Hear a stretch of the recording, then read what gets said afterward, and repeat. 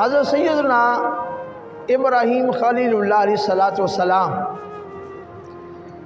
میرے اور آپ کے پیارے آقا و مولا حضور نور مجسم صلی اللہ علیہ وآلہ وسلم کے جد امجد حضرت ابراہیم خلیل اللہ علیہ السلام آپ کو خالق کائنات جل وعلا نے کم سنی میں ہی نبوت عطا فرمائی اور فرمایا واتخذ اللہ ابراہیم خلیلا، اپنا خلیل بھی بنا لیا۔ خالق کائنات جل وعلا نے آپ کو اس دنیا کائنات میں ایک خاص مقصد، ایک خاص مشن کے لیے اس دنیا میں مبعوث فرمایا۔ اس وقت خالق کائنات نے آپ کو بھیجا کہ جب اس پوری روئے زمین پر اللہ وحدہ لا شریک کو پوجنے والا کوئی بھی نہ تھا، اللہ کی عبادت کرنے والا کوئی بھی نہ تھا، اہل ایران، اہل شام، فلسطین، مصر میں کہیں بھی سوائے بتوں کے پوجنے والے یا ستاروں کو پوجنے والوں کے کوئی بھی موحد نہ تھا، سب کے سب مشرکانہ عمل میں مصروف عمل تھے۔ عزیز مسلمان بھائیوں، خالق کائنات جل وعلا نے آپ کو نمرود مردود کے عہد سلطنت میں بھیجا، جو وہ یک وقت پوری دنیا کا بادشاہ تھا۔ چاہیے تو یہ تھا کہ اللہ تعالیٰ نے اس کو پوری دنیا کی بادشاہی عطا فرمائی تو اس پر شکر گزاری کرتا، اللہ تعالیٰ کی بارگاہ میں سجدہ ریز ہوتا، لیکن بجائے اس کے اس نے تکبر کیا، تجبر کیا اور جھوٹی خدائی کا دعوے دار بن بیٹھا۔ تو خالق کائنات جل وعلا نے اس کی جھوٹی نبوت کا تختہ الٹنے کے لیے حضرت خلیل اللہ علیہ السلام کو مبعوث فرمایا۔ تو حضرت ابراہیم خلیل اللہ علیہ السلام اس موقع پہ نمرود مردود کو ایک خواب آتی ہے، کیا دیکھتا ہے کہ آسمان سے ایک ستارہ طلوع ہوا ہے اور وہ زمین پر آیا ہے۔ اس سے وہ ڈر گیا اور اس نے کہانوں سے پوچھا کہ اس کی تعبیر کیا ہے۔ انہوں نے بتایا دنیا میں ایک بچہ آنے والا ہے جو تیرے تخت کو الٹا دے گا، دنیا والوں کے دین کو بدل کے رکھ دے گا۔ اس نے باقاعدہ ایک محکمہ قائم کیا، بہت سارے لاکھوں کی تعداد میں بچے قتل کروائے، میاں اور بیوی کی علیحدگی کروائی، الگ الگ رکھا، لیکن ہوتا وہی ہے جو منظور خدا ہو۔ خالق کائنات نے فرمایا وَلَٰكِن لِيَقْضِيَ اللَّهُ أَمْرًا كَانَ مَفْعُولًا، اللہ جو چاہتا ہے وہ ہو کے رہتا ہے۔ تو حضرت سیدنا ابراہیم خلیل اللہ علیہ السلام حضرت تارخ کے گھر میں پیدا ہوئے۔ حضرت تارخ کے گھر میں اس وقت پیدا ہوئے جب حضرت تارخ کی عمر 570 سال کی تھی۔ تو ان کے ہاں 3 بیٹے پیدا ہوئے، ایک حضرت ابراہیم السلام، ایک ہاران، ایک ناہور، اور ناہور سے حضرت لوط علیہ السلام پیدا ہوئے۔ اس وقت خدا کی پوری خدائی میں صرف ایک حضرت ابراہیم علیہ السلام اور ایک آپ کی بیوی حضرت سارہ اور تیسرے حضرت لوط علیہ السلام آپ کے بھتیجے، یہ صرف موحد تھے، اللہ کو وحدہ لا شریک مانتے تھے۔ باقی ہر طرف شرک ہی شرک تھا، کوئی بتوں کو پوج رہا ہے، کوئی ستاروں چاند سورج کو پوج رہا ہے۔ عزیز مسلمان بھائیوں، حضرت ابراہیم خلیل اللہ علیہ السلام کو رب العالمین نے یہ منصب دے کر بھیجا کہ سب سے پہلے آپ نے تبلیغ کرنی ہے اپنے گھر سے۔ تو خالق کائنات جل وعلا نے حضرت ابراہیم خلیل علیہ السلام کو کم سنی میں ہی نبوت کا منصب عطا فرمایا، اپنا خلیل بنایا۔ تو آپ نے جب بولنا شروع کیا، اپنی والدہ سے ہم کلام ہوئے تو فرمایا مر ربی، اے میری ماں میرا رب کون ہے؟ تو انہوں نے کہا کہ تیرا رب میں ہوں۔ آپ نے پھر فرمایا مر ربو کی، آپ کا رب کون ہے؟ تو فرمانے لگی قال ابو کا، تیرا باپ۔ تو آپ نے پھر فرمایا کہ ان کا باپ کون ہے، ان کا رب کون ہے؟ تو آپ نے کوئی جواب نہ دیا، آپ کے والد گرامی کے پاس لے کر آئیں اور آ کے بتایا کہ جس بچے کے بارے میں مشہور ہے کہ دنیا والوں کے دین کو بدل کے رکھ دے گا، وہ آپ ہی کا بیٹا ابراہیم ہے۔ اللہ اکبر۔ پھر دیکھیے انداز ناشیانہ دیکھیے کہ حضرت خلیل اللہ علیہ السلام اپنے گھر سے اللہ کی توحید کا پرچار کرنا شروع کرتے ہیں۔ آج کے دور میں بھی بہت سارے علماء توحید کا درس دینے والے لوگوں کو توحید کا درس دیتی ہیں، رسالت کا پیغام پہنچاتی ہیں، لیکن گھر میں وہ توحید و رسالت کا نام و نشان تک نہیں ہوتا۔ حضرت خلیل اللہ علیہ السلام نے یہ پیغام دیا ہے امت مسلمہ کے ان ملاؤں کو جو توحید کے ٹھیکیدار تو ہیں، لیکن گھر میں توحید نام کی کوئی چیز نظر نہیں آتی، اسلام نام کی کوئی چیز نظر نہیں آتی۔ ہمیں چاہیے کہ اپنے گھر سے اسلام کو شروع کریں، پھر دیکھیں پھر تبلیغ اسلام کا اثر کیا ہوتا ہے۔ عزیزان من، میرے عزیز مسلمان دوستو بھائیو، حضرت خلیل اللہ علیہ السلام سب سے پہلے اپنے گھر سے تبلیغ کرتے ہوئے اپنے ابا سے، عربی کلام میں چچا کو بھی اب بولا جاتا ہے، جیسے ہم کہتے ہیں دادا ابو، تایا ابو، تو عربی میں چچا کو بھی باپ کہا جاتا ہے۔ تو آپ نے کہا وَإِذْ قَالَ إِبْرَاهِيمُ، فرمایا اے میرے باپ، اے آزر، آپ بتوں کی پوجا کیوں کرتی ہیں؟ یہ اپنے ہاتھوں سے جو تراشے ہوئے ہیں ان کو تم الہ کہتی ہو؟ فرمایا جو ہاتھوں کے تراشے ہوئے ہوں وہ خدا ہونے کی صلاحیت نہیں رکھتے، یہ باطل محض ہے، ایسا عقیدہ نہیں ہونا چاہیے۔ بلکہ فرمایا یا ابت لم تعبد ما لا يسمع ولا يبصر ولا یغنی عنک شیئا، اے میرے باپ، اے میرے چچا آزر، اس کی کیوں پوجا کرتے ہو ما لا يسمع ولا يبصر ولا یغنی عنک شیئا، جو نہ نفع دے سکتا ہے نہ نقصان دیتا ہے، جو اپنے آپ کو نہیں بچا سکتا وہ خدا بھی ہو سکتا، وہ کسی اور کو کیا بچائے گا؟ حضرات گرامی قدر، اپنے گھر سے تبلیغ کو شروع کیا تو دنیا کے ناز کو یہ میسج اور پیغام دے دیا کہ تم ہر چمکتی ہوئی چیز کو سونا نہ سمجھ لینا، ہر چمکتے ستارے کو خدا نہ کہہ دینا، یا سورج چاند چمکتا دیکھ کر اس کو خدا نہ سمجھ لینا، اس کی پوجا پاٹ نہ شروع کر دینا، کیونکہ یہ تو ایک وقت میں طلوع ہوتی ہیں، دوسری گھڑی یہ غروب ہو جاتی ہیں۔ فرمایا جو طلوع ہو کر غروب ہو جائے وہ خدا ہو سکتا، اور جس کو اپنے ہاتھوں سے تراشا جائے، ارے عقل کے اندھو، تم ان مورتیوں کے سامنے آسن مارے بیٹھے ہو جو اپنے آپ کو نہیں بچا سکتے، کل قیامت کے دن یہ پوجنے والے کو کیسے بچائیں گے؟ میرے عزیز مسلمان بھائیو، حضرت خلیل اللہ علیہ السلام نے اپنے گھر سے یہ تبلیغ کی، اپنے چچا سے مناظرہ کیا اور بڑے محبت اور پیار کے ساتھ ان کو عقیدہ توحید سکھایا۔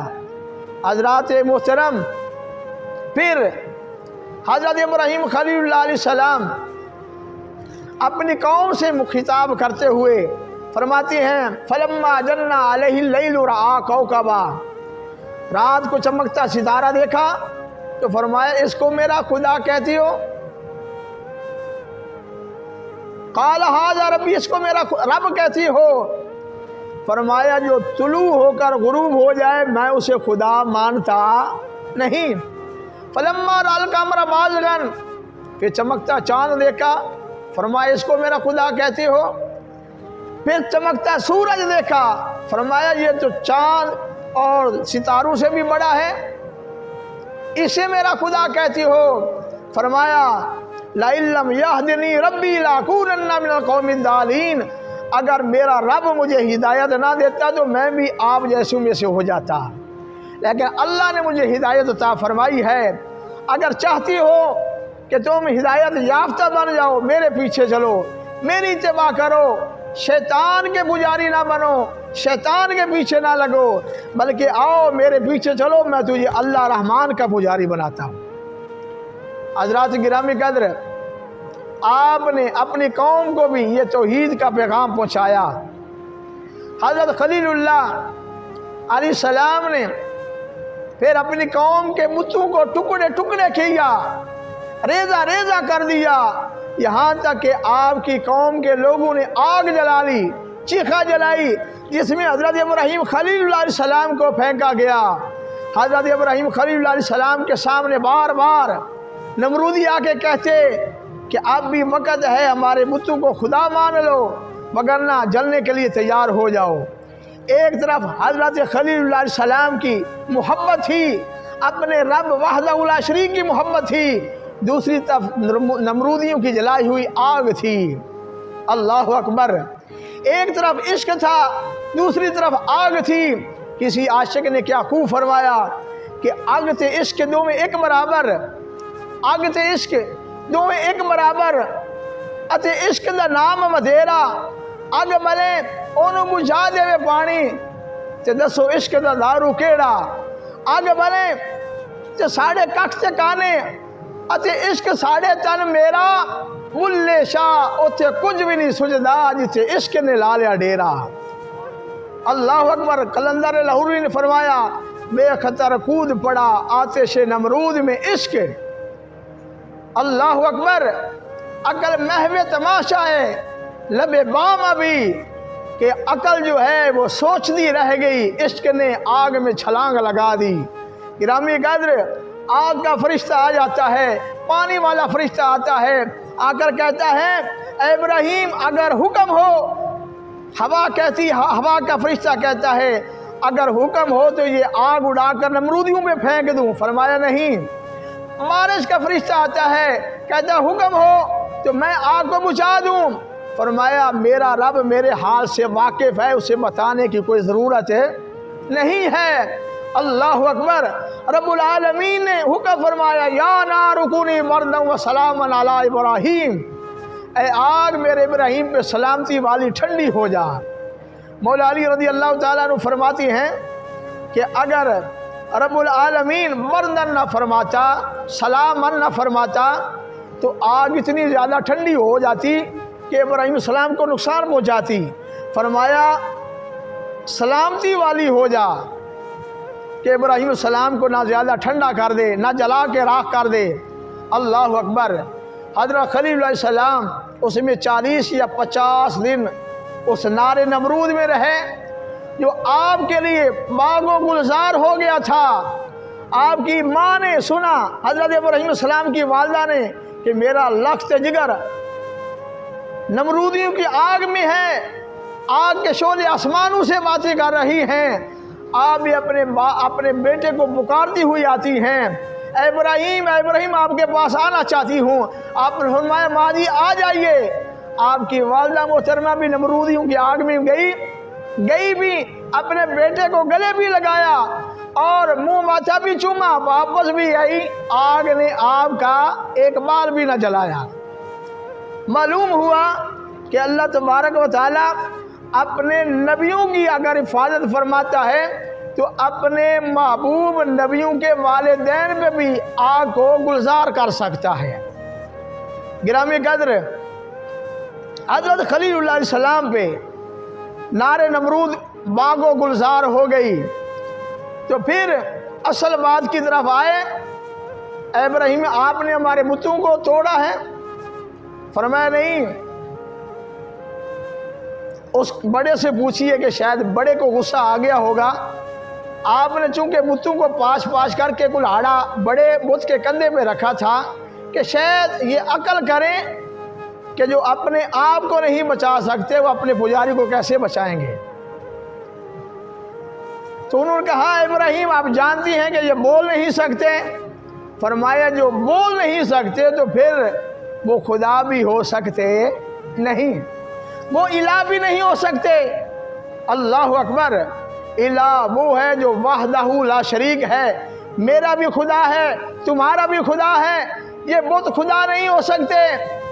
آپ کے چچا آزر نے کہا اے ابراہیم اگر آپ کا خدا سچا ہے تو یہ بت آپ کے خدا کی گواہی دیں گے؟ اللہ اکبر۔ تو اسی وقت جتنے بھی بت وہاں تھے ان کی زبان پہ جاری ہو گیا لا الہ الا اللہ ابراہیم خلیل اللہ علیہ السلام۔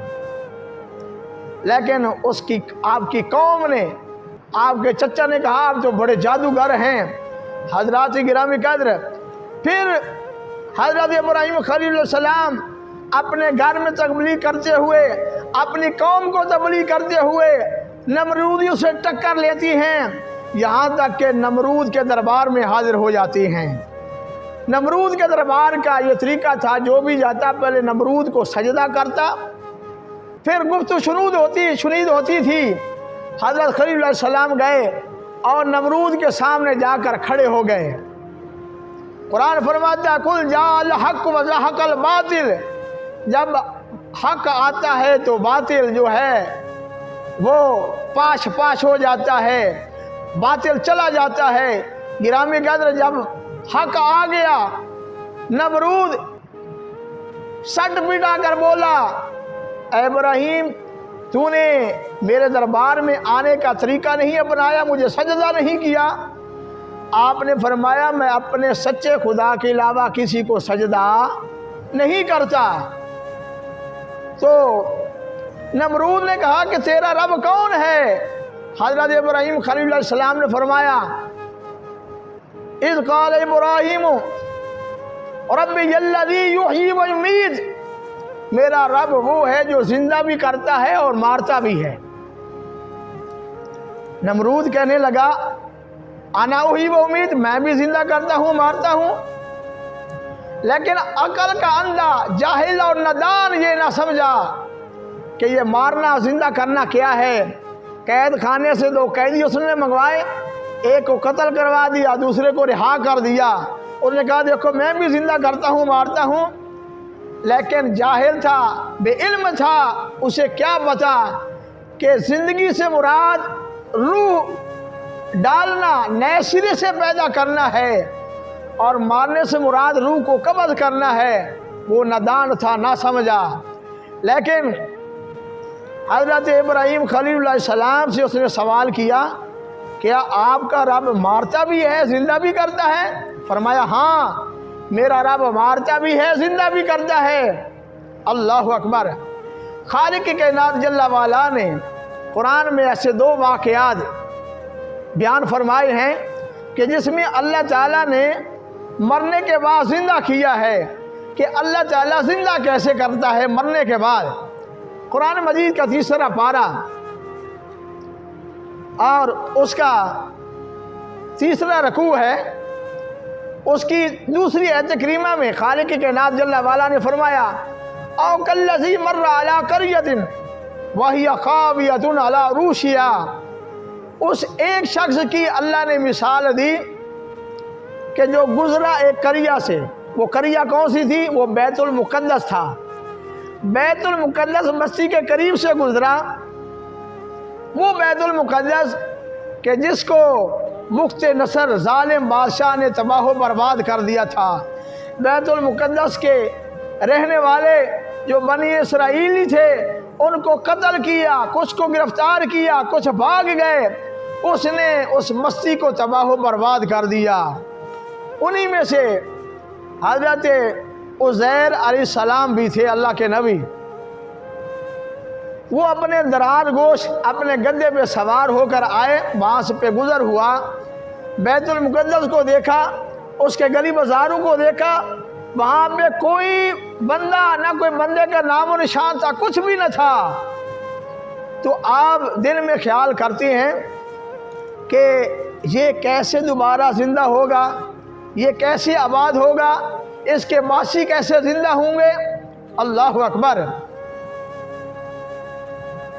فرمایا وَهِيَ خَاوِيَةٌ عَلَى عُرُوشِهَا، وہ بستی یوں گری ہوئی تھی کہ پہلے اس کی دیواریں گری اور اوپر ان کی چھتیں گری ہوئی تھیں۔ سب کچھ تباہ و برباد ہو چکا تھا، سامان بھی برباد، رہنے والے بھی ہلاک۔ فَأَمَاتَهُ اللَّهُ مِئَةَ عَامٍ، وہ کہنے لگے کہ یہ اللہ اس کو کیسے زندہ فرمائے گا۔ قرآن پاک لے کے آئیں، میں قرآن پاک سے آپ کو یہ واقعہ دکھاؤں بھی اور آپ کو سناؤں بھی۔ وَإِذَا خَاوِيَةٌ عَلَىٰ عُرُوشِهَا قَالَ أَنَّىٰ يُحْيِي هَٰذِهِ اللَّهُ بَعْدَ مَوْتِهَا، تو حضرت عزیر السلام فرماتی ہیں کہ اللہ اس کو مرنے کے بعد دوبارہ زندہ کیسے فرمائے گا۔ تو اللہ تعالیٰ نے فَأَمَاتَهُ اللَّهُ مِئَةَ عَامٍ، حضرت عزیر علیہ السلام کو موت طاری کر دی۔ 100 سال تک حضرت عزیر علیہ السلام موت کی وادی میں چلے گئے۔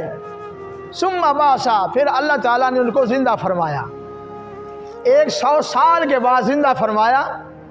ہوا کچھ یوں کہ ادھر حضرت عزیر السلام پر موت طاری کر دی، جب مرے ہوئے 70 سال گزر گئے، 700 سال گزر گئے، ادھر سے ایک بادشاہ آیا اور اس نے اس کو بیت المقدس کو بھی آباد کیا اور اس شہر کو بھی آباد کیا، گلی بازار بنوائے، پہلے سے بھی زیادہ خوبصورت اللہ تعالیٰ نے اس بستی کو بنا دیا۔ تو جب حضرت عزیر السلام اٹھے، ثم بعث، اللہ تعالیٰ نے ان کو زندہ فرمایا۔ قرآن فرماتا ہے قال کم لبثت، اللہ نے فرمایا اے عزیر السلام یہاں پہ کتنی دیر ٹھہرے ہو، یہاں پہ تم پہ موت واقع ہوئی رہی تو کتنی دیر ٹھہرے ہو؟ تو فرمانے لگے قال لبثت یوما او بعد یوم، چونکہ سورج غروب ہو رہا تھا، فرمانے لگے میں ایک دن یہاں پہ ٹھہرا ہوں، پھر سورج کو دیکھا کہ ابھی کھڑا ہے، فرمایا کہ دن کا کچھ حصہ میں یہاں ٹھہرا ہوں۔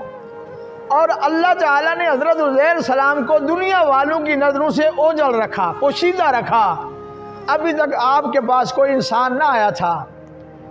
تو 100 سال کے بعد اٹھے تو پوچھا گیا تو فرمانے لگے ایک دن یا دن کے بعد اس میں یہاں ٹھہرا ہوں۔ تو رب العالمین نے فرمایا قال بل لبثت 100 عام، نہیں بلکہ آپ تو یہاں پہ 100 سال ٹھہرے رہی ہیں، 100 سال کے بعد ہم نے آپ کو زندہ کیا ہے۔ اللہ اکبر۔ حضرت عزیر السلام نے جب دیکھا، سب سے پہلے آپ کی آنکھیں زندہ ہوئیں، آنکھوں سے دیکھا، اپنی آنکھوں سے دیکھتے دیکھتے ہی آپ کا سارا وجود زندہ ہوا، آپ کے وجود میں طاقت آئی اور آپ اٹھ بیٹھے۔ رب العالمین نے فرمایا فانظر الی طعامک و شرابک، اے عزیر السلام بلا دیکھیے تو جو اپنے ساتھ ایک برتن کھجوروں کا لے کے آئے تھے اور انگوروں کا رس لے کے آئے تھے، دیکھیں تو لم یتسنہ، نہ تو وہ آپ کا سیرا جو انگوروں کا شربت تھا نہ وہ باسی ہوا ہے، اس میں منہ تک نہیں پڑی، نہ کھجوریں خراب ہوئی ہیں، لیکن 1 سال تک آپ یہاں پہ ٹھہرے رہی ہیں۔ اور فرمایا دوسری نشانی یہ دی، فرمایا منظور الی حمارک، اپنے درار گوشت کی طرف بھی دیکھیے، اپنے گدھے کی طرف بھی دیکھیے کہ اس کی ہڈیاں چمک رہی تھیں، 100 سال ہو چکا تھا، ساتھ گدھا باندھا ہوا تھا وہ بھی مر گیا، اس کی ہڈی پسلی ایک ہے دور دراز تک پھیل چکی ہیں، یہاں تک کہ ہڈیاں چمک رہی ہیں، 100 سال گزر چکا ہے۔ حضرت عزیر السلام دیکھ رہی ہیں تو رب العالمین نے فرمایا وَلِنَجْعَلَكَ آیَةً لِلنَّاسِ، اے عزیر السلام ہم دیکھیے ہم آپ کو دنیا والوں کے لیے ایک نشانی بنائیں گے کہ اللہ تعالیٰ کیسی قدرت رکھتا ہے مارنے کے بعد دوبارہ زندہ کرنے پر، یہ اللہ کی شان ہے۔ ایک طرف نمرود کہتا تھا میں بھی زندہ کرتا ہوں مارتا ہوں، ایک کو قتل کروا دیا دوسرے کو رہا کرا دیا، لیکن وہ نادان یہ نہ سمجھا کہ یہ مارنا اور زندہ کرنا کیا ہے۔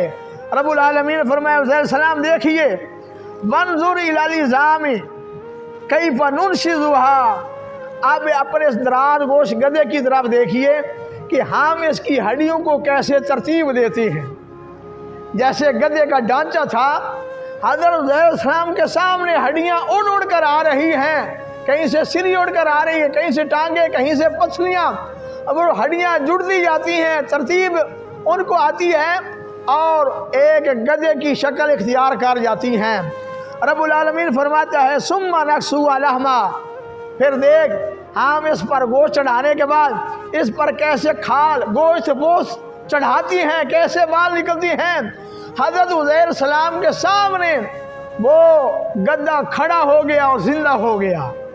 اللہ اکبر کبیرہ، یہ اللہ کی شان ہے۔ ثم نکسوہ لحما، فرمائے پھر دیکھیے ہم اس پر کیسے گوشت چڑھاتی ہیں۔ فلما تبین لہ، جب یہ بات واضح ہو گئی کہ اللہ تعالیٰ نے مجھے 100 سال تک یہاں پہ مردہ رکھا، پھر مجھے زندہ کیا، اور میرا گدھا ہے کہ وہ بھی 100 سال تک مرا رہا۔ حضرت عزیر السلام کی آنکھوں کے سامنے وہ درار گوشت گدھا بھی زندہ ہو گیا۔ لیکن اللہ کی شان دیکھیے کہ 100 سال تک برتن میں کھجوریں نہیں، وہ بھی خراب نہ ہوئیں، اور انگوروں کا نچوڑ جو تھا وہ بھی لم یتسنہ، اس میں بھی بدبو نہ پڑی، وہ صحیح سلامت رہا۔ تو یہ اللہ کی شان ہے، ادھر ایک چیز کو 100 سال تک خراب نہ ہونے دیا، دوسری طرف عزیر السلام اور آپ کے گدھے کو 100 سال تک مارے رکھا اور اس کے بعد زندہ کیا۔ فرمایا قال اعلم ان اللہ علی کل شیء قدیر، فرمایا اللہ سب سے زیادہ جاننے والا ہے، بے شک اللہ تعالیٰ ہر شے پر قادر ہے، اللہ قدرت رکھتا ہے۔ اسی قدرت کے تحت حضرت خلیل علیہ السلام نے نمرود کے سامنے کہا تھا اے نمرود، میرا رب وہ ہے جو زندہ بھی کرتا ہے اور مارتا بھی ہے۔ یہی ہمارے سنت و جماعت کا بھی عقیدہ ہے کہ ہمارا رب وہ ہے جو زندگی بھی عطا کرتا ہے اور قائم بھی رکھتا ہے، حی قیوم ہے، خود بھی وہ زندہ ہے، قائم ہے، اور دوسروں کو بھی زندہ رکھنے والا ہے، خود بھی قائم ہے، دوسروں کو بھی قائم رکھنے والا ہے۔ خدا کے وحدہ لا شریک ہونے کی بہت بڑی دلیل حضرت خلیل علیہ السلام نے دی، لیکن ہو سکتا تھا کہ کچھ لوگوں کے جو اذہان ہیں وہ اس کو تسلیم نہ کرتے، تو حضرت ابراہیم علیہ السلام نے ایک دوسری دلیل پیش کی۔ تو کہتا ہے کہ میں بھی زندہ کرتا ہوں، مارتا ہوں، ایک کو قتل کروا دیا، ایک کو رہا کر دیا۔ ہو سکتا تھا کہ اس کے دھوکے میں، اس کی چال بازی میں کوئی آ جاتے۔ حضرت خلیل